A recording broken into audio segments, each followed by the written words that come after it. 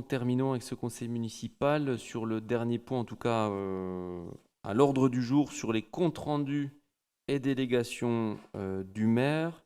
Pas mal de délégations, en tout cas de comptes rendus signés pendant la période de vacances, juillet, août et septembre. Y a-t-il des questions? Oui, Sylvain Plugnan pour Saint-Sulpice Active et Citoyenne. J'ai vu le terme e-administration. Et du coup, j'aurais voulu savoir de quoi il s'agissait en fait, ce point, cette décision. Je vais laisser la parole à Madame la déléguée à la communication et à la transformation numérique de la commune, Madame Laurence Sénégas. La notion de e-administration est une notion qui qui englobe tout ce qui va être la dématérialisation des actes, ce que font les agents.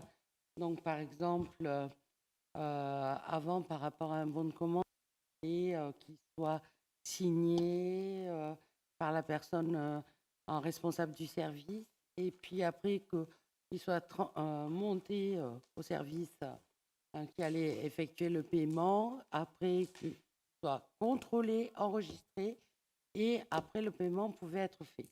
Aujourd'hui, si vous voulez, il existe, comme pour nous professionnellement parlant, plusieurs procédures qui permettent d'accélérer, de limiter la production de papier, d'impression, etc., dématérialisation. Ça nécessite de pouvoir revoir certains logiciels, modes de fonctionnement.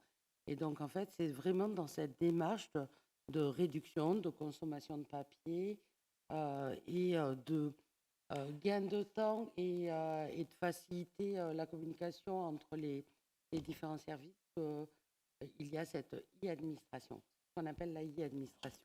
D'accord, donc ça reste de l'interne, enfin c'est pas vis-à-vis du coup de la population. Alors, dans un premier temps, c'est de l'interne, mais il y a un objectif de faciliter la relation avec le citoyen. Par exemple, on travaille à pouvoir réserver en ligne des salles, mais non pas sur une Google Sheet, mais de façon formelle, avec la possibilité de pouvoir déposer ses pièces justificatives, etc., et d'avoir un reçu, tout comme de pouvoir prendre un rendez-vous en ligne avec l'état civil sur un calendrier avec un agenda qui va vous montrer les différentes plages disponibles et qui pourront euh, mieux s'accorder à votre agenda au niveau citoyen. Voilà, donc c'est vraiment, dans un premier temps, c'est purement interne. Il y a toute une nécessité d'acculturation, il faut dire les choses, et pour être par la suite généralisé interne que relations externes. Alors justement, enfin avec le souci quand même de conserver quelque chose qui soit plus conventionnel, à savoir avec des personnes, des gens qui puissent recevoir peut-être des demandes ou des choses un peu particulières.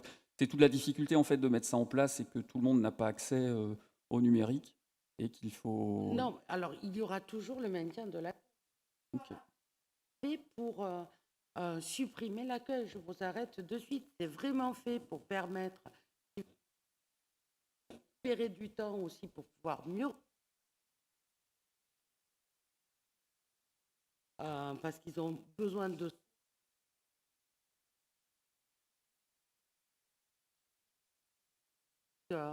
et je dirais incontournable de demain. Et D'accord. c'est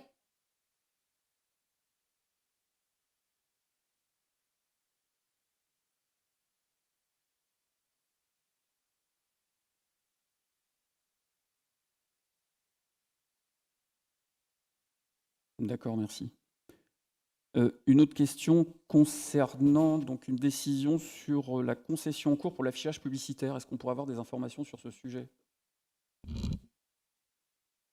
Oui, je vais laisser la parole donc à Monsieur Coupet, adjoint à l'aménagement, pour la décision sur le règlement de la publicité locale.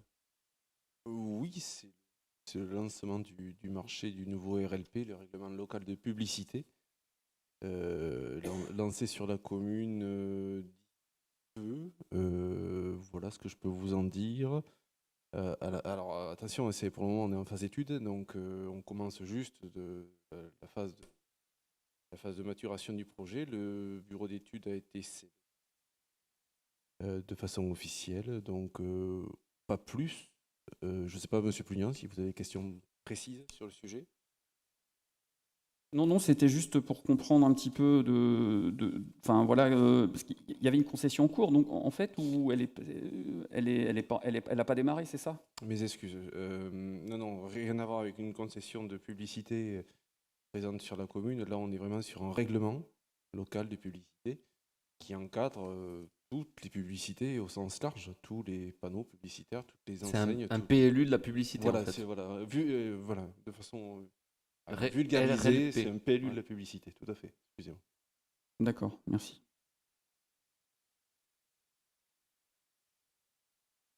D'autres questions? Oui, une dernière question sur le chauffage, Marcel Pagnol. J'ai vu que c'est une nouvelle tranche optionnelle. Alors après, je voyais plus-value, moins-value, et du coup, je ne sais pas si c'est de la plus-value ou de la moins-value. Je vais laisser la parole cette fois-ci au délégué aux travaux, Monsieur Capu. Bernard Capu. Les moins-values que vous avez sur les tranches optionnelles, vous savez que le remplacement du chauffage de Marcel Pagnol s'est fait en 2 phases. La première phase, c'était la chaudière. Et la deuxième phase, c'était les tuyaux qui alimentaient les radiateurs. Donc, on était parti sur des travaux qu'on n'a pas fait. Donc, c'est là où vous voyez les moins-values. Donc, j'ai suivi le chantier parce qu'au départ, ils avaient bien prévu, surtout notamment à la chaufferie avec des vannes motorisées, tout ça, 2 circuits, 3 circuits. On a revu avec le nouveau bureau d'études le système. C'est pour ça que vous avez des moins-values, mais on a eu quelques plus-values parce que notamment pour la séparation de circuits. Quand on a ouvert les plafonds, on s'est trouvé avec des circuits qui étaient le haut avec le bas avec le haut. Donc comme on veut faire de la gestion tout le bas et tout le haut et le préhaut, donc c'est pour ça qu'on a séparé. Voilà, on a quelques plus-values et notamment on a une plus-value sur une vanne, enfin, au préhaut avec une vanne qu'on a enlevée, qu'on a changée, on mettra. Ça, c'est des détails techniques, mais j'ai bien veillé qu'on ait des moins-values avant de faire des plus-values. Merci. C'est vrai qu'au milieu de l'été, on a failli dire où sont passés les tuyaux. Mais on les a retrouvés grâce à vous, Monsieur Capu. Merci. Ils étaient dans le plafond. Dans le plafond. Voilà, donc c'était une tranche qui était prévue normalement sur l'année 2020, mais avec la crise Covid, on n'a pas pu faire, puisque la première tranche de la chaudière, comme disait Monsieur Capu, c'était en 2019. On devait enchaîner tout de suite après, puisque les travaux dans les écoles sont des travaux majeurs. Là, pour le coup, on ruine totalement toutes les classes dans les travaux, puisque c'est sous plafond, donc on sort tous les plafonds, vous avez la laine de verre qui tombe, et donc ça peut se faire que sur le mois de juillet et août, quand les classes sont fermées, parce que c'est des travaux d'ampleur. Et quand il y a eu la crise Covid, là pour le coup, c'est les entreprises qui n'étaient plus là, plus présentes, puisqu'il y avait des mesures sanitaires qui empêchaient d'intervenir. Et donc on a décalé ce chantier-là sur 2021, chose faite. Voilà, y a-t-il d'autres questions sur les délégations ?